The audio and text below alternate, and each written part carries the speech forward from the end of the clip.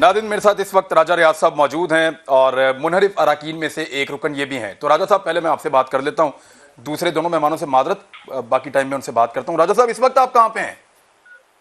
जी मैं इस्लामाबाद में हूँ जी। नहीं, कहां? सिंध हाउस में? नहीं जी, सिंध हाउस के बाहर हैं। नहीं, आपको जो है वो आप अपोजिशन के पास हैं, उनके पास मौजूद हैं, उनकी नहीं, मैं लॉजेस में हूँ, अपने लॉज में हूँ। आप लॉजेस में वापस आ गए हैं? जी जी। तो अब आप कोई खतरा महसूस कर रहे हैं किसी किस्म का?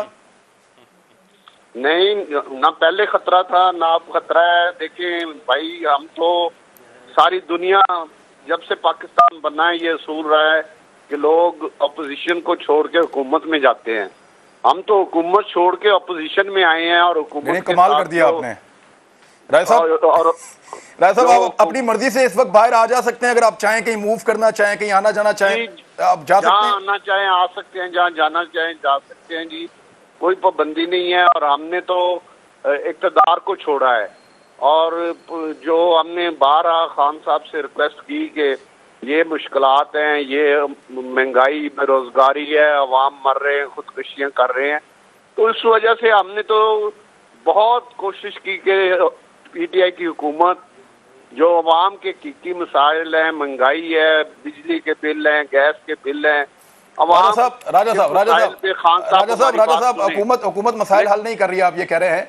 बिजली का यूनिट कितने का है आप, और पेट्रोल और आटा कितने का है, चीनी कितने की है, डू यू नो, इस वक्त आपको पता है? राजा साहब, आप बता सकते हैं? इसीलिए तो हम एहतजाज करते रहे। कितने का है बिजली का यूनिट? 45 रुपए भी इंडस्ट्री को आ रहा है, 52 रुपए भी आ रहा है, और घरों को 28। आटे की कीमत पता है आपको? चीनी की कीमत? चीनी इस वक्त तकरीबन 90 रुपए पे है, और इसी तरह चीजें, हर चीज महंगी है, बिजली के बिल, गैस के बिल। मैं तो कह रहा हूँ कि आप तो सिर्फ ये राय साहब, कितने बंदे हैं आपके साथ, और आपके साथ कितने बंदे हैं? और जी हम तकरीबन 24 के करीब लोग हैं। नहीं, आज हुकूमत कह रही है कि कुछ लोगों ने वापस राब्ता किया है कि वो इनहराफ नहीं करेंगे, वापस आ जाएंगे। क्या आप उनमें से हैं? बिल्कुल झूठ बोल रहे हैं जी, कोई वापस आने के लिए तैयार नहीं है। सब लोग अपने जो एहतजाज है उस पर कायम है। हमारा एहतजाज है कि खान साहब अपने को फारिग करें, जिनकी वजह से ये सारी तबाही हुई है, अपना सिमत दुरुस्त करें, जो कि वो करने को तैयार नहीं है।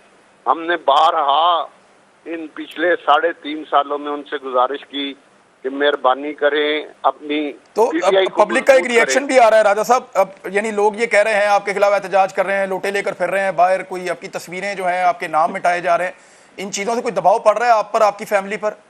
नहीं, कोई दबाव नहीं है। 25-30 के टोले ये ऑर्गेनाइज करके पीटीआई के जो मुकामी अहदेदार हैं वो इकट्ठे करके हमारी पोस्टर्स को आग लगाने की कोशिश कर रहे हैं। तो ये इस तरह के हरकतों से हम घबराने वाले नहीं अच्छा, राजा साहब, आपने जो इलेक्शन लड़ा वो निकालेंगे। राजा साहब, आपने जो इलेक्शन लड़ा वो राजा साहब, आपने जो इलेक्शन लड़ा वो लड़ा पाकिस्तान तहरीके इंसाफ के टिकट पे और बल्ले के निशान पे। अब वो तो वोट इमरान खान की अमानत है, लोग कह रहे हैं। आप इस्तीफा देकर दोबारा इलेक्शन लड़कर फिर इमरान खान के खिलाफ खड़े हो जाएं उनकी पॉलिसीज के? इतना टाइम नहीं है, लेकिन ये मेरा आपसे वादा है कि इंशाल्लाह मैं इस्तीफा दे दूं। आपने 2013 में कितने वोट लिए थे राजा साहब, आपको याद है? जी मैंने 18,000 वोट लिए थे। 17,571 वोट लिए थे। अब 2018 में कितने वोट लिए थे जब आपको बल्ले का निशान मिला था? ये उस वक्त मैंने एमपीए का लड़ा था, इस दफा मैंने एमएनए का लड़ा है, और 1,07,000 के करीब मेरे। चले आप दुगने कर लें, आपको 30,000 मिल गए पिछली मरतबा। इस मरतबा आपने 1,14,215 वोट लिए हैं राजा साहब। जी। तो ये जो आपको एक्स्ट्रा 1 लाख के करीब वोट पड़ गए हैं, आप समझते हैं कि ये वोट राजा रियाज के अपने जाती वोट हैं जो इतनी बड़ी तब्दीली 5 साल में राजा रियाज साहब ले आए, या ये पाकिस्तान तहरीके इंसाफ के वोट थे? नहीं, इसमें पाकिस्तान तहरीके इंसाफ के वोट शामिल हैं, इमरान खान के वोट शामिल हैं, और हम इमरान खान साहब के साथ से एक नया पाकिस्तान बनाने के तस्वर के साथ गए थे। हम 50,000 घरों की बात पे गए थे, 1 लाख नौकरी, 1 करोड़ नौकरियों की बात पे गए थे, महंगाई पर कंट्रोल के लिए गए थे, अरबों डॉलर बाहर से आएंगे, उन बातों के लिए हम गए थे। नया पाकिस्तान बनेगा, बेरोजगारी खत्म होगी, पाकिस्तान अपने कौम पे खड़ा होगा। राजा साहब, इसकी टाइमिंग बहुत अजीब है, आप पे पैसों का इल्जाम भी है। जी अल्लाह का शुक्र है, मैं खुदा को हाजिर नाजिर करके कह सकता हूँ कि मैं जिंदगी में आज तक 1 रुपए कभी रहा आइंदा नून लीग से इलेक्शन लड़ेंगे सर? ये अभी इस्तीफा दूंगा, उसके बाद फैसला करूंगा। अच्छा ठीक है राजा साहब जी, बहुत शुक्रिया आपका राजा साहब। फरूक हबीब साहब, ये तो राजा साहब कह रहे हैं कि कोई मुनारिफ अराकीन में से राब्ता नहीं कर रहा, आप क्या क्लेम करते हैं, क्यों करते हैं? देखें बात यह है कि बहुत सारे अराकीन जो है वो राब्ता कर रहे हैं। आप राजा अब बात यह है कि राजा साहब से आप ये पूछ लें कि अभी ये पार्लियामेंट लॉजिस में इनको कहीं कल आए फैसलाबाद, घंटा घर का चक्कर लगा के देख लें, इनको पता चल जाएगा कि 25-30 का टोला है या हजारों लोग इनसे खाइफ हैं। वो भाई ये तो पाँव में बैठे हुए थे इमरान खान का टिकट लेने के लिए। खत्म हो गया, मैं माजरत इतना ही चाहता हूं, शौक था इस ब्रेक में उनको मैं मौका नहीं दे सका। कमरुज़्ज़मान कायरा साहब, जुल्फ़िकार अली भुट्टो साहब के जो बड़े कारनामे में थे उनमें से एक ये भी था कि ओआईसी में उन्होंने मुसलमानों को इकट्ठा किया था और उन्होंने बड़ा अहम रोल प्ले किया था। अभी वो मुख्तलिफ लोग इस बारे में ट्वीट भी कर रहे हैं, इस बारे में बात भी कर रहे हैं। तो जो ओआईसी के बारे में बिलावल भुट्टो जरदारी साहब का बयान है, आपको लगता है कि ये बिल्कुल ठीक बयान है? इंटरनल पॉलिटिकल मामलात हैं, उस पर ओआईसी को वो कह रहे हैं कि देखते हैं फिर आप ओआईसी का इजलास कैसे बुलाते हैं अगर आपने पार्लियामेंट के अंदर अदम एतमाद की कार्रवाई शुरू ना की तो। सर हेलो जी, कायरा साहब आवाज आ रही है आपको? जी आ रही है। इमरान साहब देखिए, आपकी आवाज थोड़ी कम आ रही थी। अगर आप ये पूछ रहे हैं कि बिलावल साहब का बयान, उसके हवाले से बात हो रही है, तो ये बयान का एक रेफरेंस है। आप जरा देखिए, जब से अदम एतमाद की तहरीक पेश हुई है, एक तो हमने कोई गैर कानूनी, कोई गैर आईनी, कोई गैर सियासी, कोई गैर अखलाकी बात नहीं की, कोई हरकत नहीं की। अमन के साथ अपना एक राइट एक्सरसाइज करने की कोशिश की है। उसके जवाब में हुकूमत का रवैया क्या है? वजीर आजम से लेके वज़रा तक गालियां, धमकियां, गोलियों के आप मेरी बंदूक के निशाने पे हो और आप मेरे पता नहीं किस निशाने पे छोड़ूंगा नहीं, ये कर दूंगा, 10 लाख लोग ले आएंगे, उनमें से गुजर के जाना होगा, वापस आना होगा, सिंध हाउस पे हमले, क्या क्या नहीं किया गया।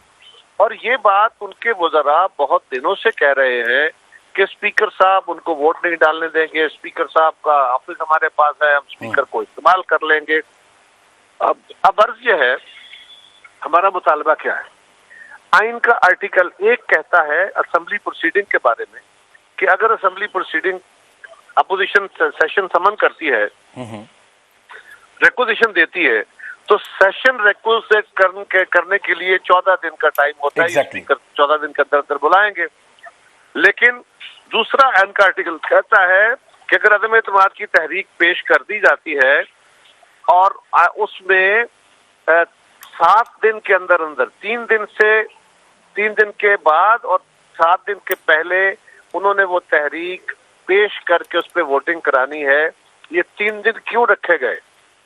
3 दिन इसलिए रखे गए कि जब ये पेश टेबल हो जाए, टेबल रात जब समझ भेजी आती है स्पीकर ऑफिस को, सेक्रेटेरिएट को, ये रिसीव हो जाती है, तो ये बहुत अहम तरीन काम है कि मुल्क का चीफ एग्जीक्यूटिव इस वक्त मेजोरिटी को कमांड नहीं करता, उसको राइट नहीं है फैसले करने का।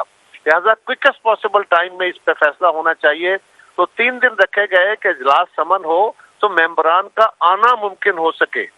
उस वक्त मोटरवेज नहीं थी जब आइन बना था, उस वक्त फास्ट ट्रेवलिंग नहीं हो सकती, तो 3 दिन का लॉजिक ही वो था।